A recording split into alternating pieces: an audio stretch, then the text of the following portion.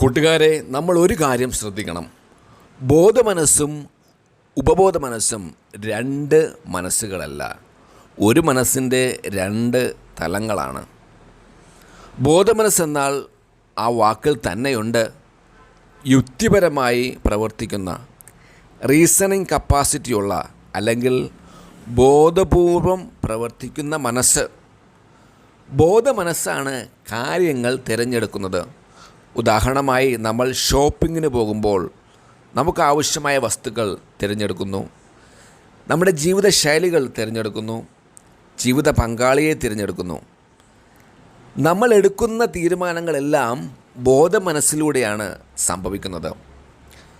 പക്ഷേ നമ്മൾ അറിയാതെ തന്നെ നമ്മുടെ ജീവിതത്തിൽ ചില കാര്യങ്ങൾ നടക്കുന്നുണ്ടാവും.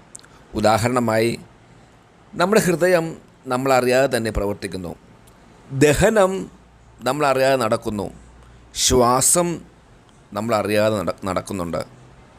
ഇതെല്ലാം നടക്കുന്നത് ഉപബോധ മനസ്സിൻ്റെ സ്വാധീനത്തിലൂടെയാണ്.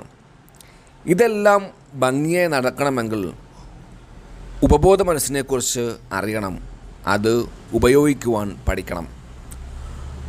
ബോധമനസ്സിലൂടെ നമ്മൾ വിശ്വസിക്കുന്ന എല്ലാ കാര്യങ്ങളും ഉപബോധ മനസ്സ് അംഗീകരിക്കുന്നു. ബോധമനസ്സിനെ പോലെ ഉപബോധ മനസ്സ് തെറ്റെന്ത് ശരിയെന്ത് എന്ന് യുക്തിപരമായി നോക്കുന്നില്ല. ബോധമനസ്സുമായി ഒരിക്കലും ഒരു തരത്തിലുള്ള വഴക്കിനോ വാദത്തിനോ ഉപബോധ മനസ്സ് തയ്യാറല്ല. നമ്മുടെ ഉപബോധ മനസ്സ് ഒരു കൃഷിസ്ഥലം പോലെയാണ്.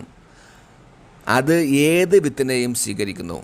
അത് നല്ലതായാലും ശരി, ചീത്തയായാലും ശരി. നമ്മുടെ ചിന്തകൾക്ക് അപാരമായ ശക്തിയുണ്ട്. അത് നിലത്തിൽ പാകിയ വിത്ത് പോലെയാണ്. ദുഷിച്ച ചിന്തകൾ ഉപബോധ മനസ്സിൽ കടന്നാൽ അത് അപകടകരമായ രീതിയിൽ പ്രവർത്തിക്കുകയും ഇന്നില്ലെങ്കിൽ നാളെ അപകടകരമായ പ്രവൃത്തികൾ ചെയ്യുകയും ചെയ്യുന്നു. ഒരിക്കൽ കൂടി ഓർക്കുക, നമ്മുടെ ഉപബോധ മനസ്സ് ഒരിക്കലും നമ്മുടെ ചിന്തകൾ നല്ലതെന്നോ ചീത്തയെന്നോ തെറ്റെന്നോ ശരിയെന്നോ എന്ന് നോക്കാറില്ല. ബോധമനസ്സിലൂടെ നമ്മൾ ആവർത്തിച്ച് ചിന്തിക്കുന്നതും നിർദ്ദേശിക്കുന്നതുമായ കാര്യങ്ങൾ നടത്തുക മാത്രമാണ് ഉപബോധ മനസ്സിൻ്റെ ജോലി. ഉദാഹരണമായി, നമ്മുടെ ബോധമനസ്സിൽ ചില കാര്യങ്ങൾ നമ്മൾ ശരിയാണെന്ന് ഗ്രഹിച്ച് വച്ചിട്ടുണ്ട്, പക്ഷേ അത് തെറ്റാകാം.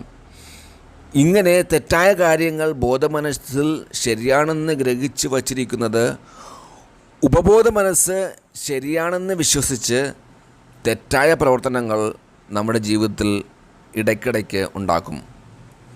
ഉദാഹരണമായി, സങ്കടം വരുമ്പോൾ മദ്യപിക്കണം, ടെൻഷൻ ഉണ്ടാകുമ്പോൾ പുകവലിക്കണമെന്നൊക്കെ ബോധമനസ്സിൽ വിശ്വസിച്ചാൽ ഉപബോധ മനസ്സ് അത് ഏറ്റെടുക്കുകയും പതുക്കെ ആ വ്യക്തിയെ മദ്യപാനത്തിനും പുകവലിക്കും മയക്കുമരുന്നിനും അടിമയാക്കുകയും ആ വ്യക്തിയുടെ ജീവിതം നശിക്കുകയും ചെയ്യുന്നു.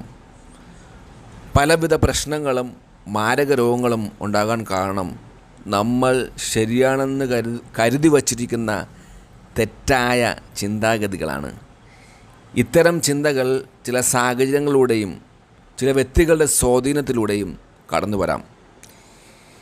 ഇത്തരം തെറ്റായ ചിന്തകളെ തെറ്റാണെന്ന് മനസ്സിലാക്കി ബോധമനസ്സിന് ശരിയായ ചിന്തകൾ നൽകി, നിർദ്ദേശങ്ങൾ നൽകി ഉപബോധ മനസ്സിലേക്ക് അത് എത്തിച്ചാൽ മാത്രമേ പ്രശ്നങ്ങളിൽ നിന്നും ദുശീലങ്ങളിൽ നിന്നും മുക്തി നേടുവാൻ സാധിക്കുകയുള്ളൂ.